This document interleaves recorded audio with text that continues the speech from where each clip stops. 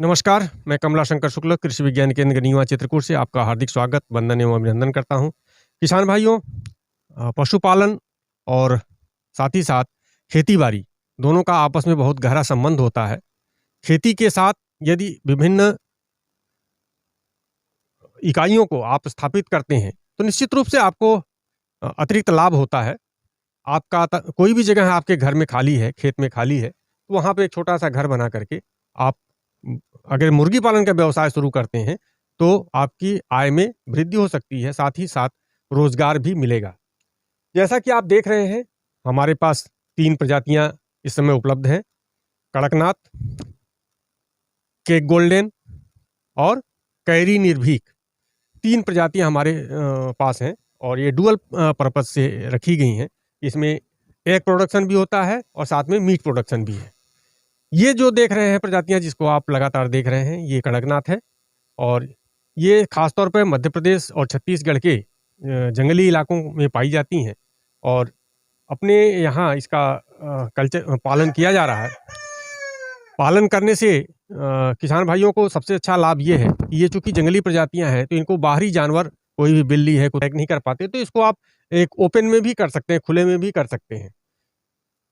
कम समय में अच्छा वज़न ग्रहण कर लेती हैं, सामान्य भोजन पे इनकी डिपेंडेंसी रहती है। इस प्रकार हम कम समय में अच्छा उत्पादन ले सकते हैं और इससे हम कहीं भी पाल सकते हैं, कहीं भी रख सकते हैं और एक तरह से गरीबों के लिए बहुत ही लाभकारी व्यवसाय है ये। ये देख रहे हैं, ये आपकी कैरी निर्भीक है। कैरी निर्भीक प्रजाति है। निर्भीक इसलिए नाम दिया गया कि ये डरती नहीं है किसी से, निर्भीक रहती हैं, आक्रमण कर देती हैं। इस प्रकार ये बुंदेलखंड क्षेत्र के लिए, जहाँ पे खुले में आप मुर्गी पालन का व्यवसाय करना चाहते हैं या छोटा-सा घर बना के करना चाहते हैं, तो उसमें आप इन प्रजातियों को आप पाल सकते हैं और ये मुर्गी पालन हम अंडे उत्पादन की दृष्टि से कर रहे हैं। तो ग्रामीण कितने दिन के बच्चे हो गए? ये लगभग 1 महीने के बच्चे हैं। 1 महीने के बच्चे हैं और कितने किलो के वजन हो गए सर? इनका लगभग एवरेज जो वज़न है लगभग 300 से 400 ग्राम है। चूँकि ये मीट पर्पज़ से नहीं है, ये अंडा के अंडा देने के पर्पज़ से रखी गई हैं, लेयर पर ब्रीड्स हैं। तो इस वजह से इनमें वज़न थोड़ा-सा धीरे-धीरे बढ़ता है और 1 साल में लगभग 250 से 300 अंडे ये देती हैं। और इस प्रकार यदि किसान भाई इसको घरेलू स्तर पर करते हैं, तो अपने खेती के साथ-साथ अगर 15 से 20 मुर्गियाँ वो रख लेते हैं, तो 20 से 25 अंडे उनको मिलना प्रारंभ हो जाते हैं और एक अंडे की कीमत ₹10 है, तो लगभग 200 से 250 अंडे ₹250 प्रतिदिन उनको उपलब्ध होने लगते हैं। इस प्रकार अतिरिक्त आय का साधन बन सकता है। सर कितनी मुर्गियों पालने में इतने अंडे मिलेंगे? यदि हम 100 मुर्गियाँ रख लेते हैं, जी 100 मुर्गियों में 25 अंडे प्रतिदिन आपको मिल सकते हैं। जी और इस प्रकार एक मुर्गी जो इतने जीवन काल में अंडे देती है, वो लगभग 250 से 300, मतलब 1 साल में जो अंडे देती है, 250 से 300 अंडे देती है वो। जी तो 250 एक मुर्गी से जो मिला हमको, अगर 300 अंडे देती है वो, तो ₹10 का अंडा बिकता है। चूँकि देसी मुर्गी है, तो ₹10 का अंडा बिकता है, तो ₹3000 का एक मुर्गी ने अंडा दिया। इस प्रकार 100 मुर्गियाँ हैं, तो लगभग 2.5 से 3 लाख रुपए तक का अंडा आपको केवल मिल जाता है। बाकी जो इसका बाद में इसको आप बेच लेते हैं मांस के रूप में, वो अलग आपकी कीमत आती है। तो बहुत ही अच्छा व्यवसाय है। थोड़ा-सा आपको रोज़गार भी मिलता है किसान भाइयों को। ऐसे लोग घर में जो बेरोज़गार हैं, उनके पास कोई खेती का काम नहीं है, वो लोग इस धंधे को अपना करके निश्चित रूप से सर लाभ ले सकते इनकी हैं। आयु कितने साल तक रहती ये लगभग 2 से ढाई साल तक चलती हैं। है? 2 से ढाई साल तक चलती है, लेकिन ऐसा होता है कि जिसमें ज़्यादा से ज़्यादा जब तक अंडे उत्पादन हो, तब तक तो लिया जाए। उसके बाद आप इसको कुड़क हो जाती है, तो इनको निकाल दीजिए। ये देख रहे हैं, ये आपकी कैरी निर्भीक प्रजातियाँ हैं। ये विकट भी हाँ, है। हाँ, इसमें दोनों मिली हुई हैं। जी कैरी निर्भीक भी है और केक गोल्डन भी है। जी दोनों मिली हुई हैं। इस प्रकार आप तो सर कौन सा बताएं और एक केक गोल्डन जी और ये इस प्रजाति के बारे में सब बताएं कि गोल्डन के बारे में। केक गोल्डन का मांस के पर्पज़ से हम लोग प्रयोग करते हैं। डुअल पर्पज़ दोनों है। मांस और मीट ये अंडे दोनों पर्पज़ से हैं। इनका ये रहता है कि इनमें इनका वज़न तेज़ी से केक गोल्डन का वज़न बढ़ता है और ये 1 महीने में लगभग 1 किलो की हो जाती हैं, जो मीट पर्पज़ से रखते हैं। वैसे अंडा पर्पज़ से भी इसमें भी 250 से 300 अंडे आपको साल भर में मिल जाते हैं। तो दोनों में एक बेसिक अंतर ये है कि वो कलर्ड होती हैं, ये एक सिंगल कलर की है, वो मल्टीपल कलर की होती हैं। इस प्रकार आप रख करके आप उत्पादन ले सकते हैं। बस देखना ये होता है कि कैसे आप इनके भोजन को प्रबंधित कर सकते हैं, कैसे आप इनके रोगों से बचा सकते हैं, इन चीज़ों को ध्यान में रखना है। इसके लिए थोड़ा-सा ट्रेनिंग ले करके इस पे आप तैयारी कर लें कि कब इनका कौन-कौन से रोग लगते हैं, कब वैक्सीनेशन इनका होना चाहिए, भोजन में क्या-क्या प्रयोग कर सकते हैं, इन चीज़ों को ध्यान में रखना है। जिससे कि आप कम समय में अच्छा ग्रोथ ले लें और अंडे भी आपको ठीक प्रकार से मिलें। ये ध्यान रखने की ज़रूरत रहती है। इनका जो भोजन आता है, भोजन 3 प्रकार का है, स्टार्टर, ग्रोवर और फिनिशर। स्टार्टर होता है कि जब बच्चा छोटा होता है, उस समय जो फीड देते हैं उसको स्टार्टर कहते हैं। जब उनको वृद्धि होती है उनकी, तो उस समय जो भोजन दिया जाता है उसको ग्रोवर कहते हैं। और जब वृद्धि दर प्राप्त हो जाती है और उनको जीवन को सर्वाइव करने के लिए, चलाने के लिए उपयोग किया जाता है, तो उसको हम लोग फिनिशर कहते हैं, यानी वो अंतिम अवस्था में उनको दिया जाता है।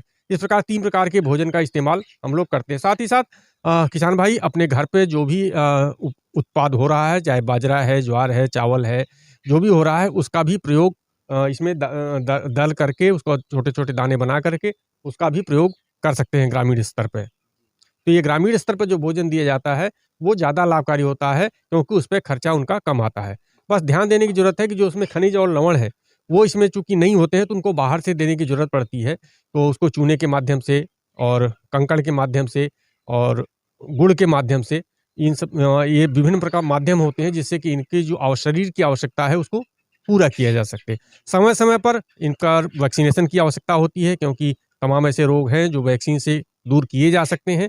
तो जो इनका बच्चा जब आता है तब वैक्सीनेशन करके आता है, यदि नहीं है तब आप वैक्सीनेशन करने की ज़रूरत है। तो उस समय आप एक स्पेशलिस्ट को लेकर के उसको वैक्सीनेशन करा लीजिए और सीख लीजिए कि कैसे कौन-कौन से वैक्सीन लगते हैं इसमें और उसको लगा करके आप निश्चित रूप से अपने मुर्गियों को अच्छा जीवन दे सकते हैं और कम समय में ज़्यादा से ज़्यादा लाभ कमा सकते हैं।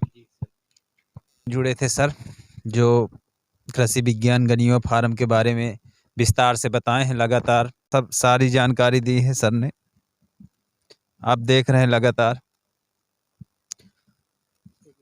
ये देख सकते हैं बुंदेलखंड में मछली पालन का किस तरह से जी तकनीकियाँ किस तरह से मछली पालन के जो आवश्यक पहलू हैं, उसको क्या ध्यान में रखना है, ये लिखा हुआ है कि क्षेत्र में मछली की खपत क्या है, बाज़ार कहाँ है और बुंदेलखंड में कौन-कौन सी उपयुक्त मछली पालन की तकनीकियाँ हैं, इस पे भी आप ध्यान से देख सकते हैं। पंगास जैसे बात कर रहा था मैं कि पंगास मछली का कैसे पालन कर सकते हैं।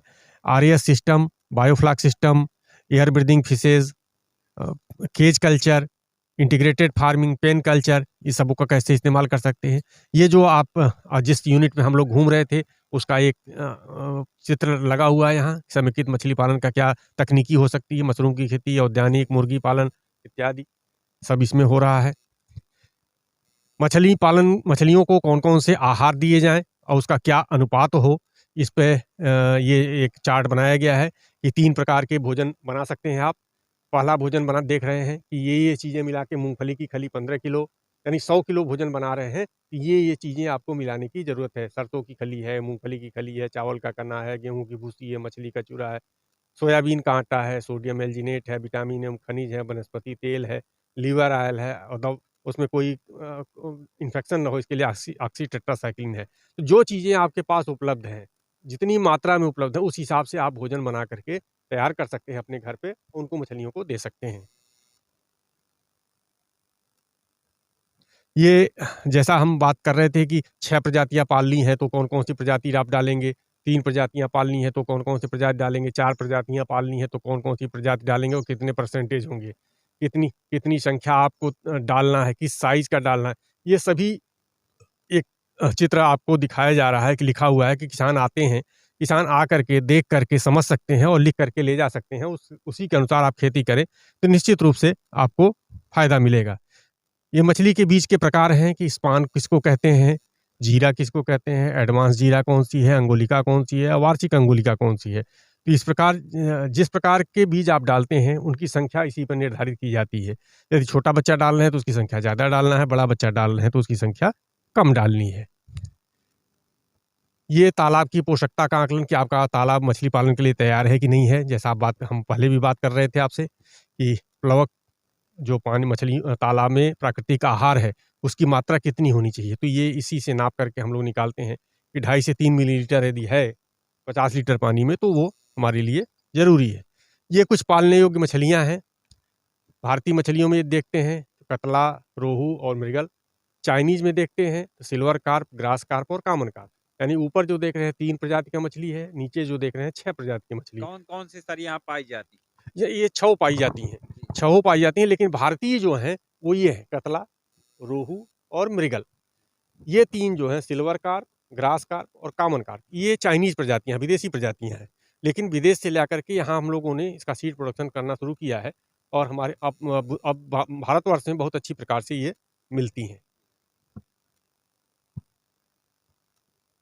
अब ये देखें कि चूना कितना डालना है, आपके तालाब में कितना पीएच है, तो कितना चूना पड़ेगा। ये सारी चीज़ें लिखित रूप में लगाई गई हैं, जिससे कि किसान हम हैं या नहीं हैं, वो आकर के देख करके समझ सकता है कि हम कितना आपको किस पीएच लेवल पे आवश्यकता है।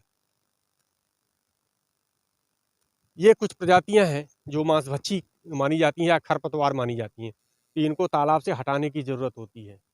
ये मछलियाँ सिंघी है, मांगुर है, टेंगर है, पहिन है, चलवा है और सिधरी है, नोटोप्टेरस चिताला है। ये सारी जो मछलियाँ हैं, ये कहीं न कहीं हमारी जो पाली जाने वाली मछलियाँ हैं, उसको नुकसान पहुँचाती हैं।